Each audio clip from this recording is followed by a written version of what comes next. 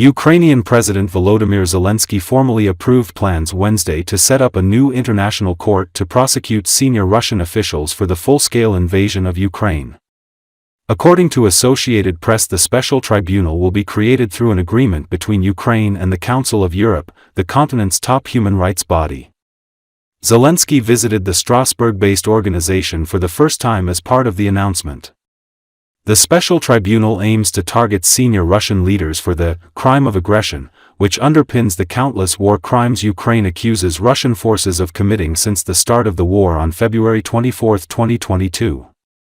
Existing international courts, including the International Criminal Court in The Hague, lack jurisdiction to prosecute Russian nationals for that specific offense. Since early in the conflict, Kiev has been pushing for the creation of a special tribunal that goes beyond prosecuting war crimes that Ukraine alleged Russian forces committed, including bombing civilian infrastructure, killing civilians, rape, taking hostages and torture. Russia denies those accusations.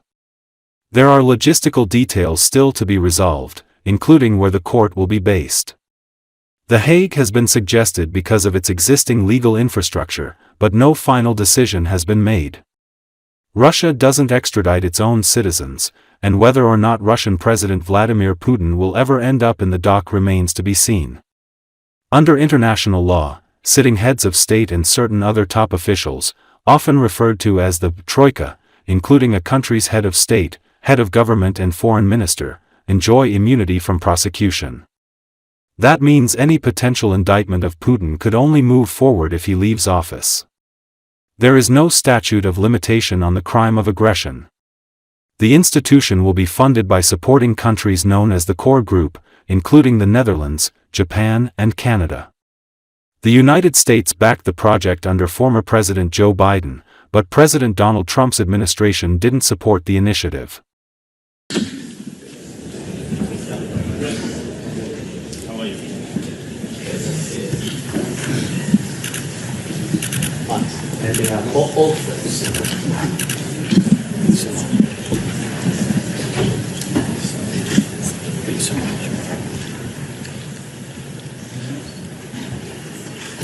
Ladies and gentlemen, His Excellency Mr. Volodymyr Zelensky, President of Ukraine, and Mr. Alain Berset, Secretary General of the Council of Europe, will now sign the agreement between the Council of Europe and Ukraine on the establishment of the Special Tribunal for the crime of aggression against Ukraine.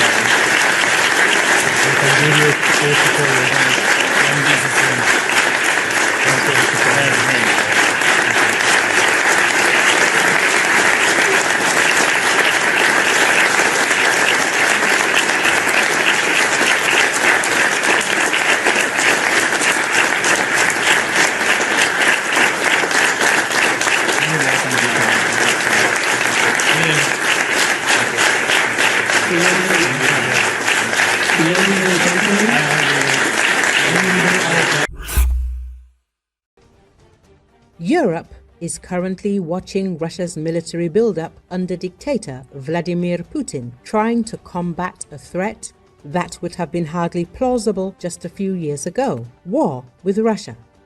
As Bloomberg writes, Russia is churning out artillery shells, drones and missiles at a rate that will soon exceed the needs of its troops in Ukraine.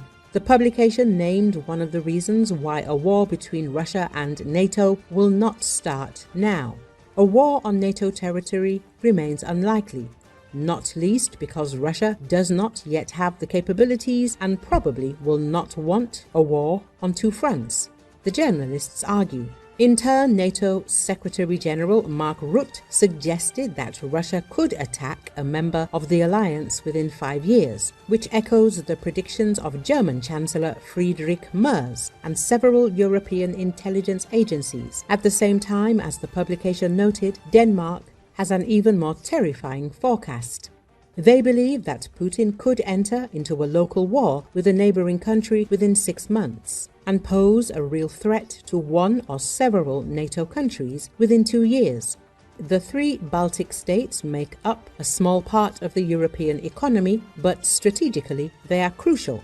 They occupy a special place in Putin's distorted historical imagination, the publication notes.